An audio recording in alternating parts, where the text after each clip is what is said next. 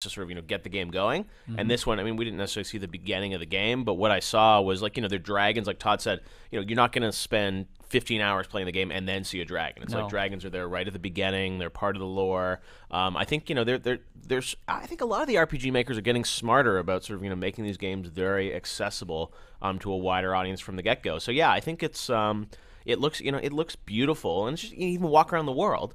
Yeah. I mean, it appeals to you, and you see the dragons, and I'm sure they haven't talked about it, but I'm sure at some point you're going to be able to mount the dragons and fly them around and stuff like that. So now, they built a new graphics engine. You keep mentioning how much better the graphics look. Yeah, it's the details are they're not using Gamebryo right anymore, right? Yeah, I think they took Gamebryo out the back and shot exactly. it. So yeah, it's not Gamebryo anymore. I think it's all in house though. They're not using Unreal or Crytek or anything like that. They've sort of rebuilt it, the tech side, and there's also this thing called Radiant Story, which used to have Radiant AI, and Todd's talking about this idea of Radiant Story, which will create more permutations in the storytelling as well. But yeah, I think the graphics look really good. I mean, that's the debut gameplay trailer they put out online a couple months ago. I think shocked everyone about how beautiful it looked. And Todd was saying how excited the team was to finally start using colors that aren't gray and brown. From Fallout. He's like, oh, we could use green again. Awesome. Yeah, does it take you 10 hours to get to wherever Skyrim is? Yeah.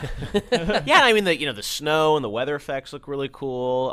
So, it's very early going in that game. I mean, it was an hour demo, but I still feel like we've only seen a sliver of it, and I'm sure we'll see more at E3. But yeah, it's going to be it's going to be great, and it needs to be great to come out in November and compete with everything else. 11/11/11. Yeah, they and getting back to the dragons actually speak to you, which I thought was pretty cool. Do I like that? Talking or do dragon. I not? No, it's Actually, just to add to that, that's actually one of the coolest things that I read about the game, where there's this whole dragon language that the player learns.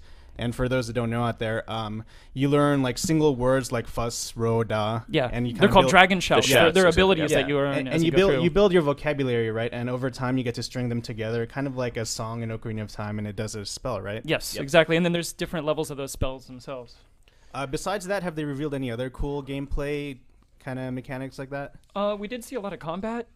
Yeah, how does the combat work? The combat's still a little iffy with the camera, and especially when you're using a sword and shield. But the magic spells, I was really impressed with those. Yeah, the magic. I mean, it looks really good. Again, it's like visually. You could combine the magic spells and have like fire in one hand, ice in the other if you want, and then. It's got sort of a little bit of Bioshock sort of feel to it. And then you put them together and boil a kettle.